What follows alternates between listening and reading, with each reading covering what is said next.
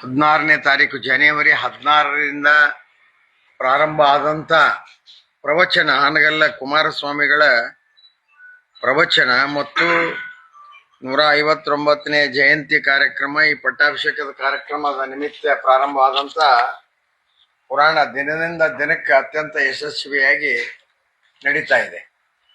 16ರಿಂದ ಹಿಡಿದು ನಿನ್ನೆ ತಾರೀಕಷ್ಟು 2ನೇ ತಾರೀಕಿನವರೆಗೂ ದಿನ ಪ್ರತಿನಿತ್ಯ 3, 4, 5 ಸಾವಿರ ಜನರ ಪ್ರಸಾದ ವ್ಯವಸ್ಥೆ.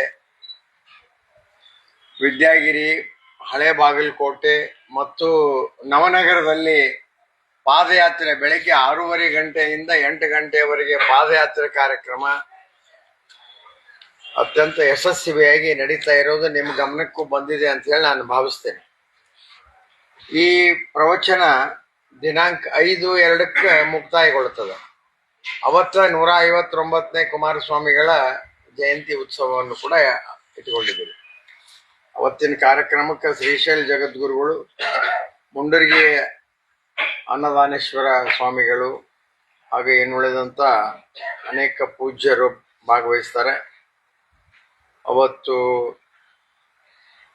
ಗದ್ದೆಗೌಡರು, ಹನುಮಂತ ನಿರಾಣಿಯವರು, ಉಳಿದಂತೆ ಎಲ್ಲ ಅನೇಕ ಬಸವಪ್ರಭು ಸರ್ನಾಡಗೌಡರು ವಿಶೇಷ ಉಪನ್ಯಾಸಕರಾಗಿ ಅವತ್ತು ಶೀಲವಂತರು, GB ಶೀಲವಂತರು ಬರ್ತಾರೆ ಪ್ರೊಫೆಸರ್ 5ನೇ ತಾರೀಕಿಗೆ. 6ನೇ ತಾರೀಕಿನ ಬೆಳಗ್ಗೆ 10:30 ಗಂಟೆಗೆ ಧರ್ಮ ತತ್ವ ಚಿಂತನ, ಬಾಗಲಕೋಟೆಯ ಪ್ರಭುಸ್ವಾಮಿಗಳು ಹಾಗೂ ಇಲ್ಕಲ್ ಗುರುಮಾನ್ ಸ್ವಾಮಿಗಳು. ಅವತ್ತಿನ ದಿನ ಇಲ್ಲಿ ಬೋವಿ ಗುರುಪೀಠದ ಸ್ವಾಮಿಗಳು ಒಳಗೊಂಡಂತೆ ಅನೇಕ ಅವತ್ತಿನ ಪದಾಧಿಕಾರಿಗಳು ಕೂಡ ಇಲ್ಲಿ ಭಾಗವಹಿಸ್ತಾರೆ.